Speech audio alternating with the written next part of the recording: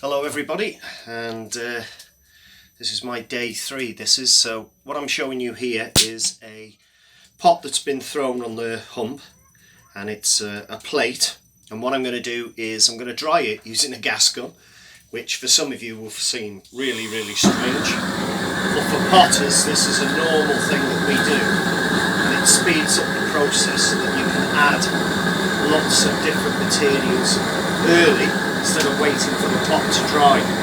So what I do is I dry the surface first and then put the gun underneath. I've already got the foot on there, and this will dry it up sufficiently so that I can add the series of slips that I've created. I've got a white porcelain slip, I've got a riverbed slip, I've also got plastic sedimentary rocks from Llangollen, from the riverbed.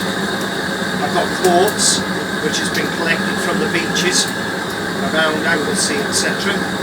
And then I've finally got some copper, which is from Anglesey copper mine. Now that's sufficient to dry it.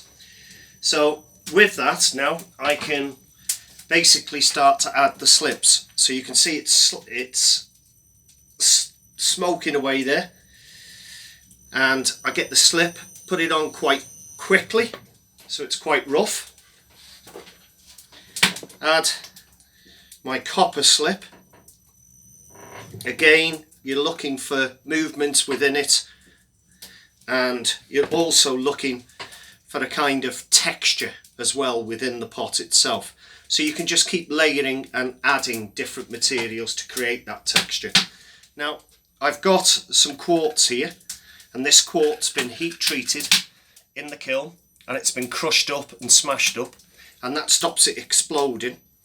But I'm going to press it into the pot and into the surface, and that will make it look as if it's just come straight out of the land, which is out of the side of the mountain, which is what I want really. I'm trying to recreate really my love for the mountains and my love for the landscape around me. Now, experimentation goes hand in hand with ceramics, and don't be afraid to play with materials, you know, that you find locally. When I was in my wood firing days, you know, I would ask people to donate their wood ash from the wood burning stoves, as long as they didn't fire with coal, etc. If it was just purely wood, then that is wonderful, because what you've got there from these modern wood burning stoves is a ready supply of really fine wood ash, and a variety of wood ash. Lots of people gave me elm ash, they gave me apple ash, beech ash, oak, every kind of ash you can imagine, and I've got big bags of it still that I used to mix up with glazes to make ash glazes. You can also go down to the local rivers and look for sources of clay that's slightly yellow or slightly red, etc. And those make beautiful slips, natural slips for the base of your pots. Now what I've also got here is glass. This has been found from the beach as well.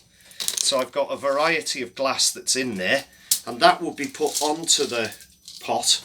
Again, it can be random, like that, and then it can be targeted as well.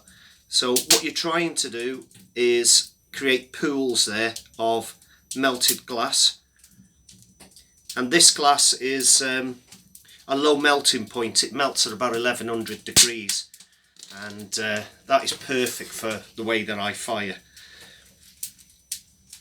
Next, I've got some grog that I've put on there, and then different rocks that I've collected from the side of the riverbed, etc., and then crushed and heat treated those as well. So what you've got now is a pot that's been created by using different materials that are local to me, and really, hopefully when it's fired it will display that. The underside you can do later. So if I cut this off the wheel now, and I can show you the inside, like so. That's the inside there, and I've still got a little bit of work to do on it, but that is how you make a plate or a bowl off the hump and then texturise it using local materials. This will have layers of different glazes on to accentuate and exaggerate the certain colours. So this grey colour here will turn bright green and lush green, and then the white will be pure white. And then I will layer on a white crackle glaze, a clear glaze, and then I can also add a blue glaze that I've developed for a lower temperature. Anyway, I hope you've enjoyed the video. Stay safe, and as far as birthdays go, Gordon McRae yesterday, my good mate, it was his birthday, and did he love staying in the house drinking Talisker with his wife and his kids. And today is Dougie Begg's birthday in Ireland. He's a Scottish boy, amazing character, and somebody we spent many a time on the mountains in Scotland with. And I wish you all the best, Dougie. So look after yourself, everybody. Take care.